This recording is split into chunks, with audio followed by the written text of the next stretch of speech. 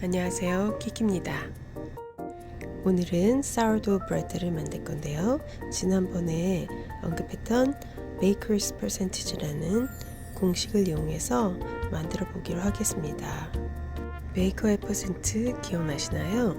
밀가루를 100으로 했을 때 물은 70% 전후로 했고요. 그 다음에 이스트 1%, 소금 2% 이렇게 했어요. 여기서 달라지는 부분은 이스트의 양입니다. 인스턴트 이스트를 사용했을 때 1%였죠. 천연 효모로 대체할 때는 10% 전후로 바꿔주셔야 합니다. 여름에는 10% 이하, 겨울에는 10% 이상 이렇게 사용하셔도 좋습니다. 여름에는 실온이 겨울 온도보다 따뜻할 수 있기 때문에 적은 양으로도 발효가 빨리 진행될 수 있어요. 냉장고에 보관하고 있던 천연 효모를 꺼내서 여기에 밀가루와 물을 더해줍니다. 500ml 병에 휴지하고 있던 효모가 1, 2cm 정도 잠겨 있었다면 여기에 밀가루와 물은 섞었을 때 병의 3분의 1 정도가 찰 수 있도록 양을 정해주시면 돼요. 이때 밀가루와 물의 비율은 무게를 재서 1대1로 해주시는데 밀가루의 비율이 조금 높은 것도 좋습니다. 저녁에 배합하셨다면 실온에 그냥 두시고요. 아침에 배합하셨다면 냉장고에 넣었다가 저녁 때 실온에 꺼내 둡니다. 양분을 주고 난 효모 반죽은 뚜껑을 닫아 주시고요. 고무줄로 그 위치를 표시해 놓습니다. 그러면 그 다음날 효모가 얼마나 자랐는지 잘 알 수가 있어요. 다음날이 되었고 저는 오전 10시 반쯤 반죽을 시작했습니다. 밀가루 500g을 기준으로 만들어 보겠습니다. 밀가루 500g이 100%면 물의 양인 70%에 해당되는 무게는 350g입니다. 물을 잰 뒤 약 10%에 해당되는 천연 효모 50g 정도를 물에 넣어줍니다. 주걱에 붙은 것까지 해서 저의 경우는 약 65g 정도가 들어간 것 같습니다. 이제 천일염 10g을 넣어줍니다. 이것은 전체 밀가루 무게의 500g 중 2%에 해당되는 양입니다. 베이커의 퍼센트 공식에 소금의 양이 2%였던 것을 기억하시죠? 기억해 두세요. 물과 소금과 효모를 대충 잘 섞어줍니다. 밀가루 500g을 넣어줍니다. 저는 강력분 400g과 통밀 100g을 넣어주었습니다. 빵 전용 밀가루인 브레드 플라워를 사용해 주셔도 좋고요. 저는 다목적 밀가루도 사용합니다. 원하신다면 통밀의 비율은 70%까지 사용해 주셔도 좋습니다. 주걱으로 대충 섞어준 뒤 손으로 반죽합니다. 손에 끈적하게 묻더라도 밀가루와 물이 잘 배합되었다면 그대로 15분에서 30분가량 놓아둡니다. 이 과정을 영어로는 하이드레이션이라 하는데 수분이 밀가루에 잘 머금도록 하는 것입니다. 저는 약 20분가량 기다렸습니다.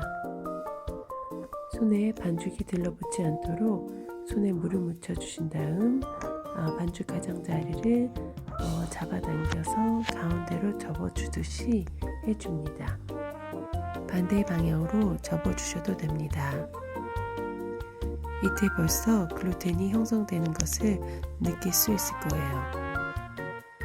15분에서 30분간 휴지 기간을 두시고 이 과정을 서너 번 반복해 주시면 좋습니다. 20분가량 휴지 기간을 두고 돌아와 보니 벌써 반죽이 많이 달라졌습니다. 반죽이 밑바닥을 들어 올려 마치 곰을 만들듯이 모양을 잡아줍니다. 이때 주의해야 할 것은 글루텐이 끊어지지 않도록 조심히 다루어 주는 것입니다. 이것을 서너 번 반복해 주시면 글루텐 결을 형성하는 데 도움이 됩니다. 저는 볼 일이 생겨서 이것을 2번밖에 반복하지 못했습니다. 카운터탑에 놓고 나갔다 왔는데 그새 6시간이 지났습니다. 마음이 철렁했지만 돌아보니 겨울이라서 그런지 적당하게 부풀어 있었습니다. 실내가 따뜻하면 서너 시간 정도면 충분할 수도 있고요. 반죽을 했는데 급한 일이 생겼다면 냉장고에 넣었다가 그 다음날 꺼내서 해주셔도 좋습니다. 냉장고를 잘 활용하셔서 본인의 스케줄에 맞춰서 빵을 만드는 것이 좋습니다. 반죽을 도마나 카운터탑에 매끈한 부분이 바닥에 닿게 올려주시고요. 네 귀를 잡아당겨 사각형의 모양을 잡아줍니다. 이때 글루텐이 끊어지지 않도록 아기를 다루듯 조심스럽게 다뤄줍니다. 3단 접기를 하고 말아주면 공 모양처럼 되는데 거친 부분이 바닥을 향하게 하여 그릇에 넣어주고 랩으로 덮어줍니다. 저는 이 과정을 약 3-40분 간격으로 3번 반복해 주었습니다. 역시 아기 다루듯이 글루텐이 끊어지지 않도록 조심스럽게 이 과정을 진행해 주셔야 합니다.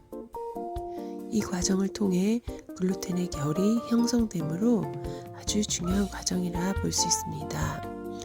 이 과정을 잘 해야만 빵의 기공이 예쁘게 잘 나와서 식감도 좋고 맛도 좋습니다. 또한 손끝으로 부드러운 반죽을 잘 느낄 수 있어서 마치 반죽과 교감하는 그런 시간인 것 같기도 합니다. 만일 사정상 하루를 냉장고에 보관하셨던 분들도 꺼내보시면 이 정도는 부풀어 있을 거예요. 그러면 이 과정을 서너 번 반복해 주시길 바랍니다. 이런 과정을 통해서 빵 만드는 즐거움을 느끼게 되는 것 같아요. 서너 번 이 과정을 거친 예쁘고 부드러운 동그란 반죽은 이제 내일을 기약하게 됩니다. 제가 보여드리는 방법은 발효바구니인 배너통이 없는 분들도 예쁘게 빵을 만들 수 있는 그런 방법입니다.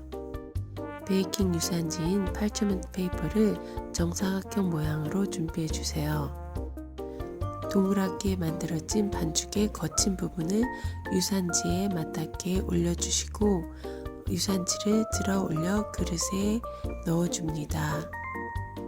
가장자리로 비죽비죽 올라온 유산지 때문에 랩이 고정되지 않아서 저는 고무줄로 고정시켜 주었습니다.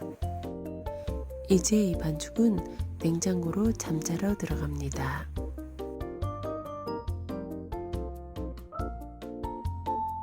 다음날 냉장고를 열어보면 밤새 잠자며 2배 정도 부풀어 있는 반죽을 발견하시게 될 겁니다.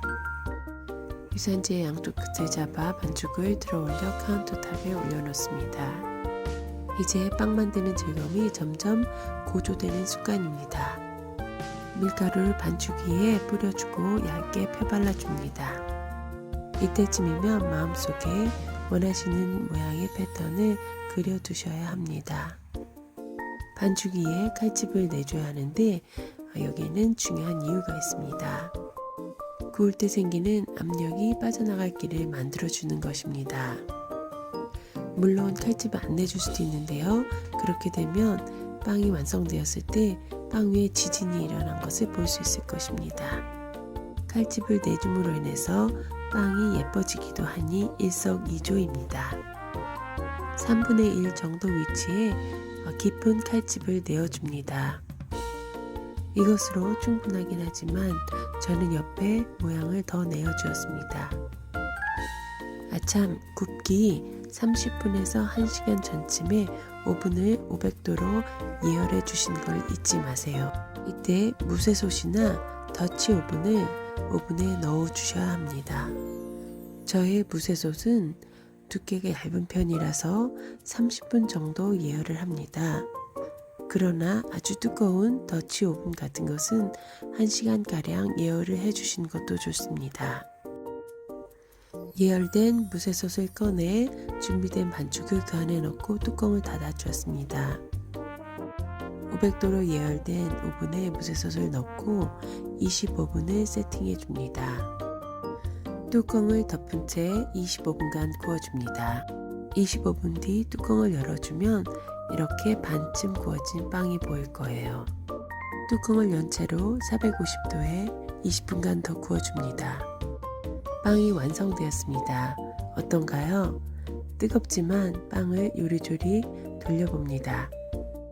지금부터 빵이 식을 때까지 인내를 갖고 기다려야 합니다. 드디어 인고의 시간을 끝내고 빵을 썰어 봅니다. 빵 자르는 소리는 들려줘야 할 것 같아서 이 부분은 음소거를 하지 않았습니다.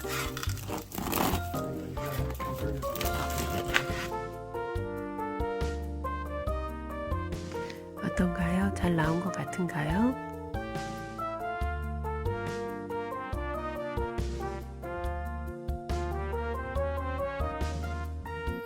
드디어 기다리고 기다리던 맛보는 시간이 되었습니다. 역시 갓 구운 빵은 버터를 발라 먹어야 제맛이죠. 이것을 이렇게 맛있게 시식하고 나서 영상을 끝낸 뒤 정말 끊임없이 마구마구 먹어버렸습니다. 어떤가요? 당장 만들고 싶지 않으신가요? 시청해주셔서 감사합니다. 키키였습니다.